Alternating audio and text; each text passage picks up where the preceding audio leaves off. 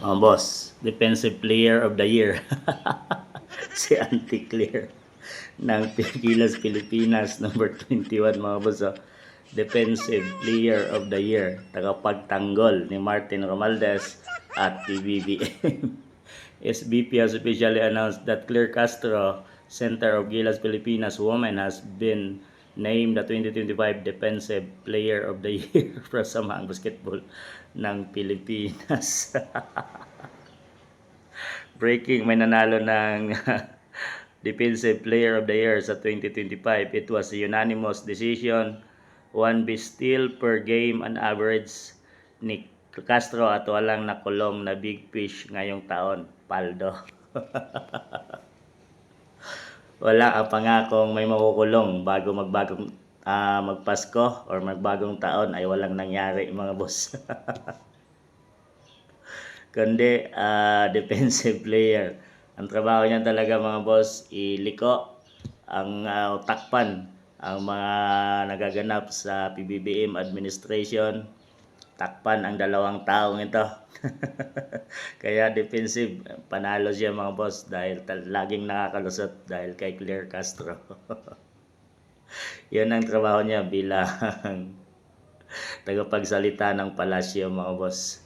Sinabi nga ni BP Inday Sara na nasa likod niya yung logo ng Pangulo or ng Pambansang Pilipinas at dapat yun ay makita kasi nakikita yan ng buong mundo mga boss, no? At dapat ay madala niya ng ayos, pero para iba ang nangyayari at nakikita natin ngayon, parang nababalahura ang tagapagsalita ng palasyo mga boss. Pinagtatawanan lang si Auntie Claire, pero sa pagdepensa ay panalo siya. So kaya naman siya ang tinanghal na Defensive Player of the Year ngayong 2025 laban sa mga mapanira kay PBBM administration at kanyang Speaker Martin Romualdez, dating Speaker.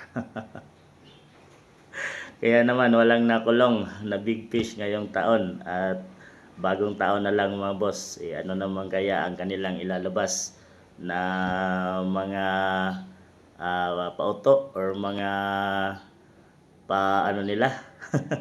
pasabog para lang mapagtakpan na walang nagagawa talaga ang PBBM administration at talagang puro corruption ang nangyayari sa 3 taong panunungkulan ni PBBM. Nang dahil kay Claire Castro mga boss, mukhang naging maayos ang takbo ng 3 taon ni PBBM at nadepensahan ng maayos. Kaya naman siya ang nanalong Defensive Player of the Year. Auntie Claire Castro. Sa tingin niyo mga boss, deserving din ba siyang maging Defensive Player of the Year 2025? Si Claire Castro.